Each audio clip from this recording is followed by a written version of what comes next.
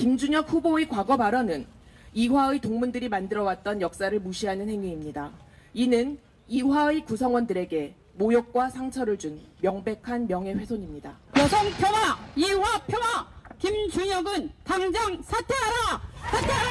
사퇴하라! 사퇴하라!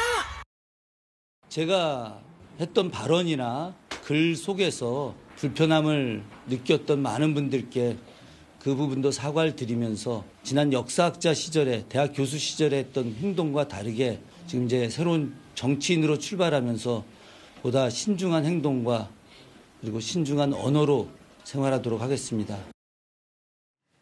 김준혁 의원 민주당 소속 잘 아실 겁니다. 지난 총선 기간 내내 이대생 성상납 발언 혹은 과거 유림들을 상경하게 만들었던 여러 논란의 발언들 했기 때문에 이 발언들이 김준혁 의원의 구설이 꽤 있었는데 오늘 이화여자대학교 측과 유족 등으로부터 잇따라 고소를 당했습니다. 어떤 부분을 김준혁 의원 고소한 겁니까, 강전혜 변호사님? 지금 김준혁 의원이 의원이 되기 전에 2022년에 유튜브에서 김한란 박사가 미 군정 시기에 이대생들을 미군 장교들에게 성상납을 시켰다라고 단정적으로 이야기했었던 것들이 굉장히 문제가 됐었습니다. 예. 사실 김준혁 의원의 경우에는 후보 시절 이 사건 말고도 여러 가지 사건이 있었는데요. 아마 그래도 시청자분들께서 가장 각인이 되었던 건 이 부분이었을 것 같습니다. 여기에 대해서 결과적으로는 이대 측에서 고소고발을 들어가게 되었는데 지금 1,400명 정도의 모임이 만들어졌습니다. 이화를 사랑하는 동창 모임이라는 데에 1,400명이 모였는데 이게 사실은 이 김준혁 의원을 고소하기 위해서 모인 그런 모임입니다. 사실 여기에 대해서는 한 명이 고발할 수도 있는 것이고 그리고 유족이 김한란 박사의 유족이 고소한다거나 이럴 수도 있습니다만 1,400명이라는 굉장히 큰 숫자가 이대 안에서 만들어졌다는 것은 이 사건에 대해서 굉장히 신중하게 그리고 깊이 있게 보고 있다라는 뜻으로 봐야 될 것 같은데요.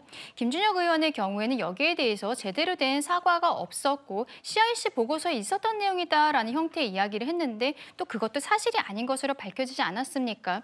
결과적으로 지금 의원이 되긴 중간에 낙마하지 않고 사퇴를 하지 않았기 때문에 의원이 되긴 했습니다만 의원을 하는 동안에 재판은 좀 지난하게 진행이 될 것으로 예상이 됩니다. 그러니까 지난번에 총선 기간에 저희도 저 현장을 직접 연결했던 기억도 나는데 이화여대 졸업생 혹은 재학생 포함해서 당시 김준혁 후보였죠? 김준혁 의원의 이거 전체 여성 모독 아니냐라고 하면서 집단적으로 집회를 열기도 했는데 근데 제가 이동학 의원께 궁금한 건 이거예요.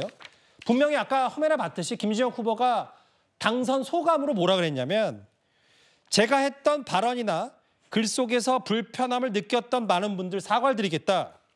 앞으로 신중한 언어로 생활하겠다고 했는데 올해 이대 측 유족들이 고소를 하니까 몇 년 전 발언을 빌미 삼아서 불순한 의도로 의정활동을 방해하고 있다.